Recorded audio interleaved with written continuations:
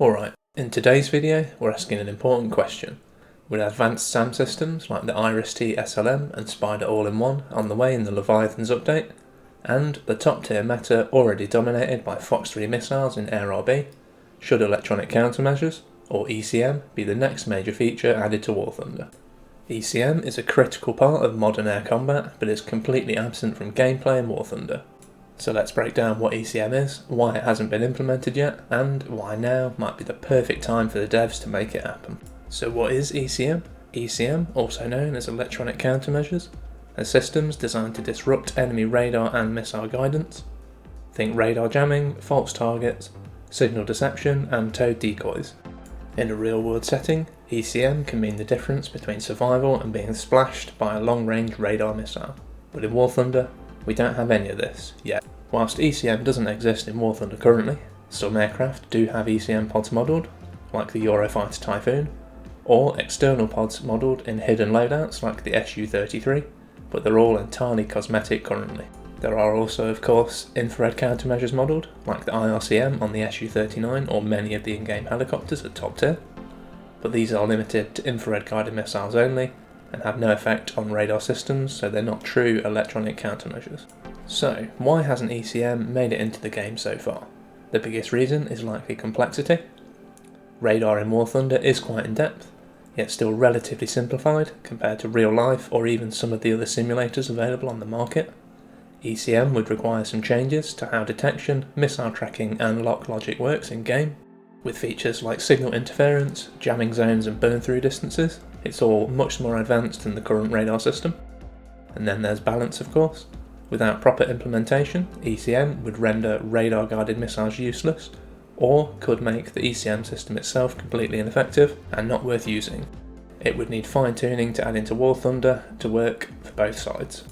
But why should ECM be added? Fox 3 missiles, that is active radar homing guided weapons like the AIM-120 and R-77, have completely changed the meta at top tier since they were added. You don't need to maintain a lock, you can just launch and defend. They dominate long-range engagements and the mid-range and force highly defensive flying, and as of the Leviathan's dev server, there are more advanced variants such as the AIM-120C being added to the game.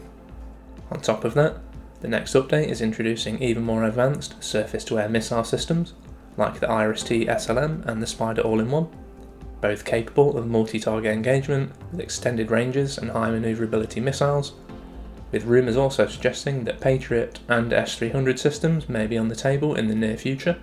ECM would definitely change up the interaction between Fox 3 missiles in Air RB and the advanced systems and aircraft in ground matches. If the devs were to add ECM, here's what it could look like. It could include jammer pods or internal ECM modules that reduce the radar lock range or create intermittent lock breaks.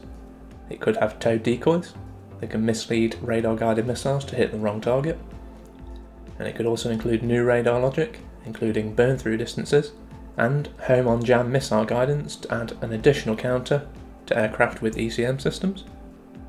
These systems would create meaningful counterplay in high-tier battles, and give players better survival options in both air-to-air and air-to-ground, with the biggest impact being a shake-up of the Fox 3 meta at top tier, which many players feel is currently growing quite stale. This also opens the doors to additional options for aircraft to be added, such as dedicated electronic attacks variants like the EA-18G Growler variant of the Hornet. There are already some subtle hints that the devs may be preparing to add ECM, such as ECM pods being modelled in increasing detail with newer released aircraft. And data mines have hinted at back-end references to jamming mechanics and equipment. The devs are also adding a new, more detailed radar interface for SPAA in the Leviathan's dev server. This could lay the groundwork for more advanced aircraft radar implementation. So while ECM isn't officially on the roadmap, it feels like the groundwork may already be being laid in the background. So, to wrap things up, with the Fox 3 meta now being fully established, and modern multi-vehicle SAM systems being added to the game, players need realistic, appropriate tools to survive, and that means electronic countermeasures. ECM wouldn't just be a quality of life improvement, it would be a necessary counterbalance to modern threats that the devs are actively introducing to the game, and add an additional gameplay layer. So while the question isn't whether ECM would be useful, the real question is, Should ECM be the next big feature added to War Thunder? Let me know what you think in the comments below.